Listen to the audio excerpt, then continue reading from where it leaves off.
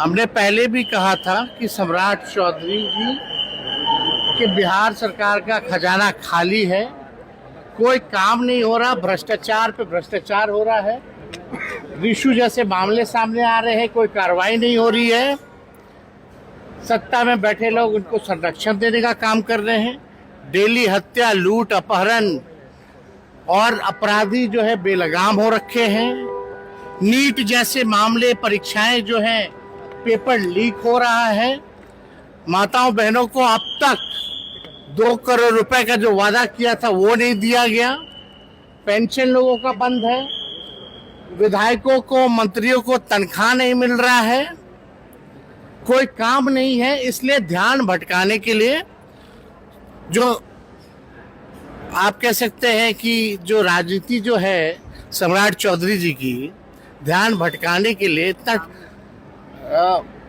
इतनी सोच है कि सुरक्षा ले लो, उस पर चर्चा कराओ। राबड़ी देवी जी के स्टेटस में 2005 के बाद से अब तक कोई बदलाव नहीं हुआ है, तो अचानक से 10 नंबर ही बंगला क्यों? जो हमें जो बंगला अलॉट किया गया वही क्यों नहीं अलॉट कर दिया गया मंत्रियों को?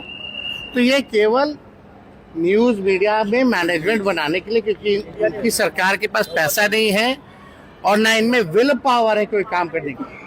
सम्राट चौधरी चीफ मिनिस्टर नहीं है, वो चीफ मिनिस्टर है, ये बात आप समझ लीजिए। He is not a chief minister, he is a chief minister.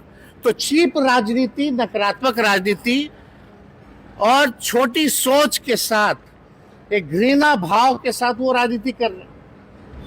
हम लोगों के लिए ना सुरक्षा मुद्दा है, ना घर मुद्दा है, और किसी के वजह से हम लोगों को नहीं मिला।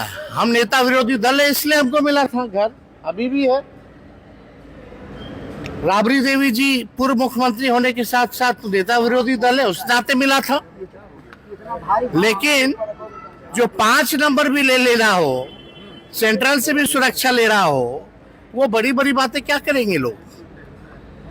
रेवड़िया जैसे है वैसे ये लोग सुरक्षा बांट रहे हैं जिसको तिसको। खैर, इस पे हमको कोई टिप्पा टिप्पणी नहीं करना। किन किन लोगों का बंगला नहीं है यहाँ, जिसका कोई क्राइटेरिया नहीं बनता, जो एलिजिबल नहीं है, उसको भी घर दे रखा है लोग। तो ये सम्राट चौधरी केवल ध्यान भटकाने के लिए। भाई, महंगाई इतनी ज्यादा हो गई, गैस की कीमतें बढ़ रही हैं, पेट्रोल डीजल की कीमतें बढ़ रही हैं, इस पे आप लोग बात कीजिए, बेरोजगारी पे बात कीजिए। तो इस पे कभी भी कोई भी बयान दिया गया है? कोई बयान नहीं दिया गया। पाताल से अपराधी को ढूंढ लाएंगे, बालिका गृह मुजफ्फरपुर वाले को पहले टांगो ना भाई, कौन रोके हुए है? सृजन घोटाले वाले को टांगो ना, तुम क्यों नहीं टांग रहे हो? और ये जो रिशु का जो मामला है, इसमें कितने लोग, अधिकारी लोग फंसे हुए हैं, कौन बचा रहा है? क्या कार्रवाई हो रही है? क्यों नहीं टांग रहे हैं ये लोग? ये राज्य सरकार केवल बचाव कर रही है अपराधियों का। तो इसलिए चीफ मिनिस्टर से कोई उम्मीद नहीं है। बिहार सबसे गरीब राज्य है, आज के डेट में भी बिहार को अव्वल राज्यों में ले जाने के लिए इनके पास कोई विजन नहीं है, कोई रोड मैप नहीं है। क्या मतलब भाई, हमारी सुरक्षा और कुछ हमें कोई जरूरत नहीं है। आप ले जाइए, आप रखिए, अपने पास रखिए, कोई मतलब नहीं है सुरक्षा की। बिहार की जनता है, देख रही है। और इनको अगर लगता है कि बिहार बहुत सुरक्षित राज्य है, तो पहले माताएं बहनों की रक्षा तो करें।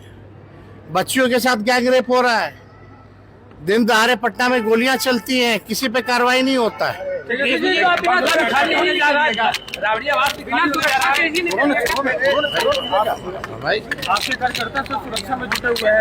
हमारे कार्यकर्ता बहादुर हैं, विचारधारा से सब लोग जुड़े हुए हैं, और हम सभी राष्ट्रीय जनता दल के सभी कार्यकर्ताओं को दिल से धन्यवाद देना चाहते हैं कि इस संकट के घड़ी में भी जो संघर्ष के साथी हमारे लोग बने हैं, एक दिन समय आएगा इस सबको जवाब मिलेगा। Thank you.